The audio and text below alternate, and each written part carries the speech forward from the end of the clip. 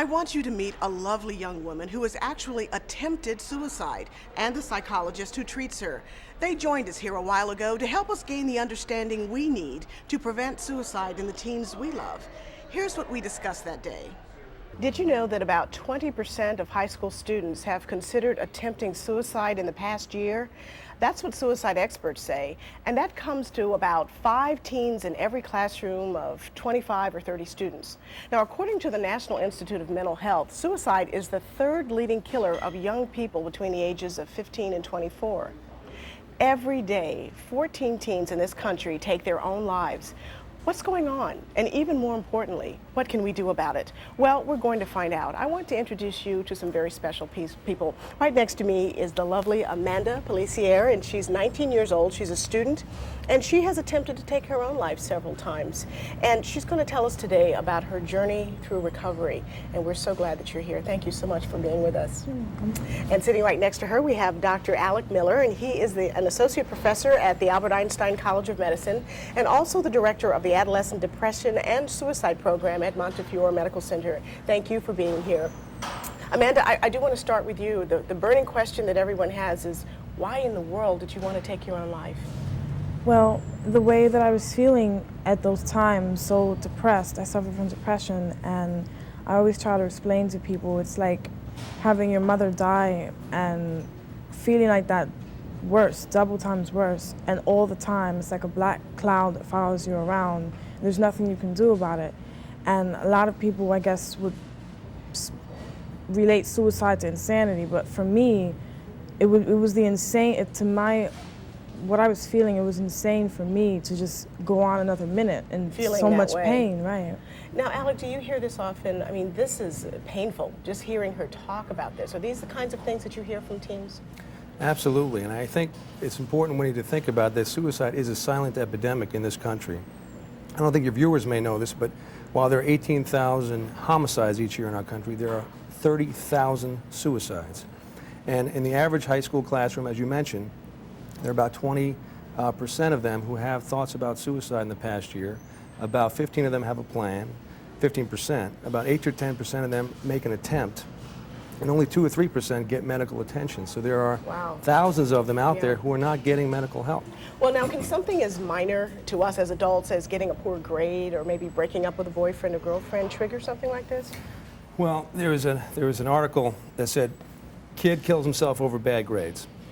And while at first blush that may appear to be a possibility, it's not true. And I want to reassure all the teachers and parents and students out there that that's not a possibility. You need to have, it's a complicated issue, and you need to have some predisposing condition, such as a psychiatric disorder, like depression, like substance abuse, like a conduct disorder, and then in combination with some precipitating event, some stressor. Well, let's talk about those stressors, because if you've got a teenager that has 1 or 2 of those predisposing problems, like depression, what kinds of stressors would push them into suicide? The most common precipitant or stressor is an interpersonal conflict with a boyfriend, with a parent, either a school disciplinary crisis. Other concerns to take into account are if a family member is suicidal or if a friend is suicidal. Those are also serious risk factors. Well, Amanda, you were just nodding your head. You had stressors in your life that you think triggered you to try and hurt yourself? Yeah, they were like catalysts. I would get into arguments with my brother, and most of the time I didn't even remember afterward what was going on, what it was about. I just got so angry, and it led to what I was already feeling, or my parents arguing. It was different things that would seem normal to everyone else, but it would lead me to what I was already feeling. Well, now, just before you would actually try to take your own life, what were you feeling? What were you thinking at that moment? It was usually just I'm tired of it all, and I just want it all to end, and I want the relief of knowing that the pain is going to end. I was in impulse and anger a lot. So you actually came up with a plan, and you knew that it was there, and you told me that that gave you some comfort, knowing that you had a plan in place. Right, just to know that it was all going to end soon. I just had a few more things to do, and then the life on this earth and the pain that I feel is going to be gone, and that was a lot of relief for me to know. Well, Alex, we all worry about what's going on in the mind of a teen. You know, do they typically give us warning signs when they're contemplating something like this?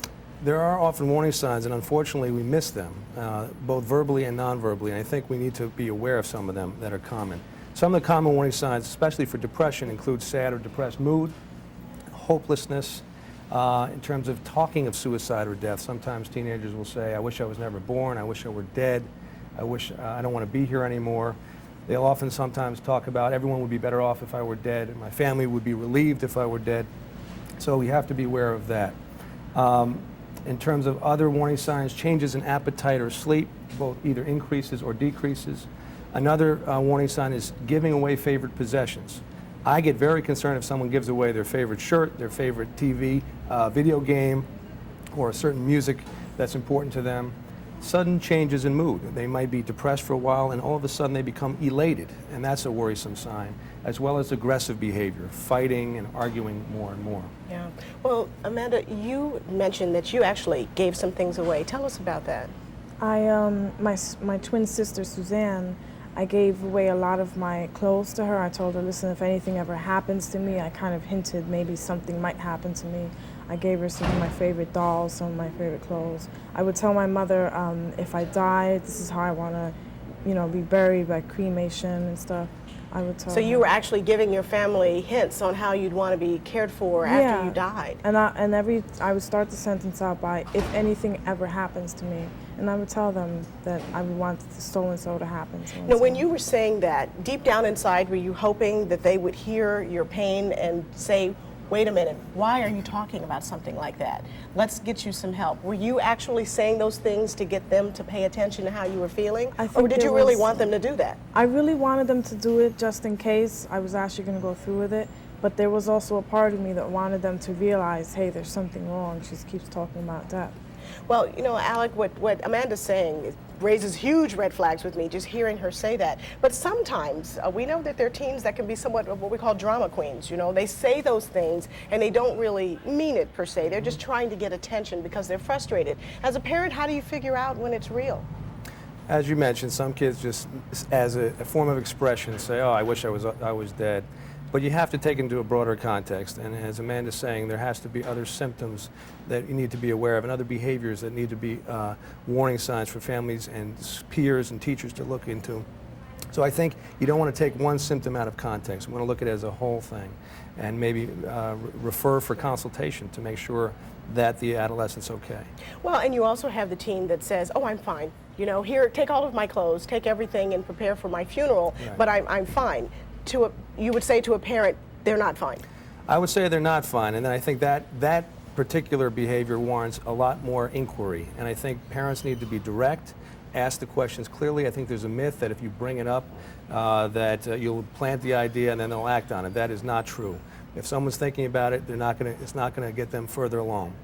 So please be direct, and don't be shocked if the adolescent says, I am thinking about suicide. I think family members don't have to be horrified, but say, wow, this is something serious, and I want to get you some help. Yeah. What would you say are the more common ways that teens approach taking their own lives? In terms of completed suicide, the most common method is firearms, over 60% of all ages and both genders. Really? In terms of suicidal attempts, overdosing on pills and cutting behaviors are most common. And Amanda, you actually engaged in cutting behaviors. Tell us about that. There's people watching that. Cutting. What do you mean cutting? Cutting what? What exactly happened? Harming myself using maybe a knife, basically anything I could find, a knife, a safety pin even. And when I tried to kill myself, I had heard on TV somewhere, and I just remembered it, that if you cut your wrist in a certain way, you can bleed to death. So I tried that. Then there was also pills. Now, what was it like for you when you were cutting yourself? Because you said initially you burned yourself to start out with an iron, and you didn't even feel it. I didn't feel it. And then when I tried cutting myself, it was something of interest to me. I just started getting interested, and I started cutting myself. And when I started going deeper, I would feel it. And the pain, the physical pain, it was so different from the other pain. It was a distraction almost. And I just got addicted to it, like a drug maybe. Yeah. It and takes then away what was from it the like pain. when you actually cut yourself and bled? Relief. It's very strange to say, but inside of me, I felt relief. Yeah. It's something else to think about, something else to feel, instead Other than of the other pain. Yeah. That you were feeling. Now, what happened when you were actually found? Who found you? What did they do? It happened several times, but most of the time it was my sister that found me. My twin sister, we share a bedroom, and what she would do, maybe she saw the open capsule, the pills fell out, whatever, and she would just run to my mom. There was a time when my mother wasn't there, she just called 911, and the ambulance would come over and I'd go to the ER. Were you actually unconscious, or were you awake and you knew what was going on? I was awake and I knew what was going on, but one time I actually was falling into unconsciousness, and I don't even remember how I got to the hospital. Right. But my sister tells me that she went to my mother. Well, Alec, this is the thing that parents are the most afraid of, coming into the bedroom and finding their child unconscious or bleeding from some type of self-inflicted wound. What do you say? How do you handle that type of situation? Well, hopefully we're going to get attention before we get to that point. And I think I want parents and schools to think about identifying these kids who are at risk before they get to the point where they've already harmed themselves. But assuming that that's already happened, I would definitely get that child or adolescent to an emergency room immediately and probably have to call 911 to get some help. Now, when you're talking to a child that you suspect is heading down the road that Amanda has gone down, how do you talk to them? I mean, you don't want to scare them, but you want to get the point across. Being direct is one of the ways that you suggest. Being direct, as I said, I think the other thing is you need to be able to listen. You have to kind of be able to accept what the individual is saying to you and also listen non-judgmentally. When we get anxious, I think we're prone to be judgmental, and it's important not to do that. Right, and you've also got some other ways that we can be helpful. Yeah. Okay. Listening and non-judgmentalness, as I mentioned, are a couple of ways. Some other ways, you want to offer hope of alternatives, and I think they often feel there's no way out, this is the only solution, there needs to be generating other solutions by loved ones. Don't dare him to do it. I think that's another mistake. I think when families get overwhelmed, all right, do it already. I don't care anymore, and I think they get frustrated not knowing how to handle it, which is a very dangerous thing to do. Do not do that. Yeah. And also, don't be sworn to secrecy.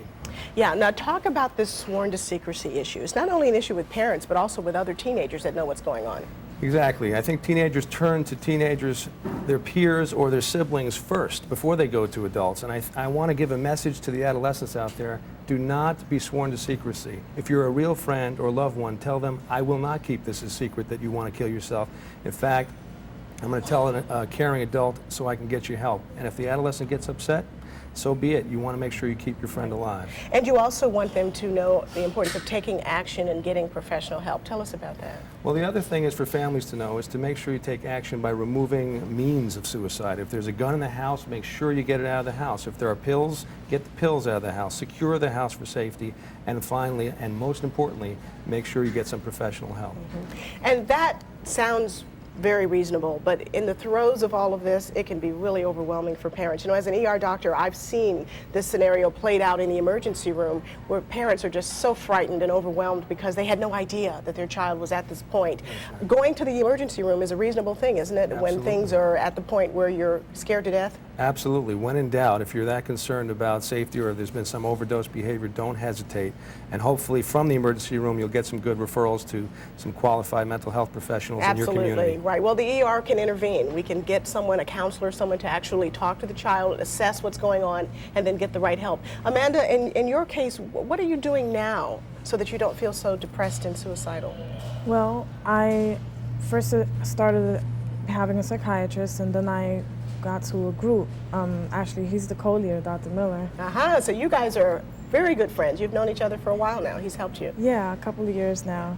And it's something called the DBT skills, the DBT group. I had it once a week. What do you do with It's dialectical behavior therapy, and I basically, when depression takes over me, I can't do anything. So I'm basically learning skills for life, interpersonal skills, how to get along with my family when I'm feeling like this, you know, how to get along with my friends. There's something called acceptance skills for activities, contributing, you know, helping people out, so that I feel better about myself, you know. That's fabulous. Well, I just want to ask you a question that I want the viewers to really listen to the answer from you to. What would you want parents who have children who are potentially suicidal to know? What do you know that you want parents to know about this? They're scared. They're very scared. I remember me and my mother were going through hard times because of how I was feeling, a lot of tension, and I would say things I didn't mean to her. I didn't feel like myself. I'd like the parents to know that they're scared, they're terrified, and they just don't know what to do. And what would you say to teens that may be watching the show who are considering hurting themselves? It's occurred to them they may want to do this. Well, they're just as scared. The parents are just as scared, and even when it seems like there's no hope left, there are a lot of people out there that haven't given up on them yet. Oh, that's fabulous. Well, we're so glad that you didn't give up on yourself and that you were here with us to share this, because it's so important to know you and to meet you, and you've done a wonderful thing by sharing your story. We really appreciate that. Now, here are some resources that you can go to for help, or if you just need to talk. 24 hours a day, 7 days a week, the Boys Town National Hotline is available to you. They have the number there. It's 1-800-448-3000. There's also a hearing impaired number, and they have a website, boystown.org.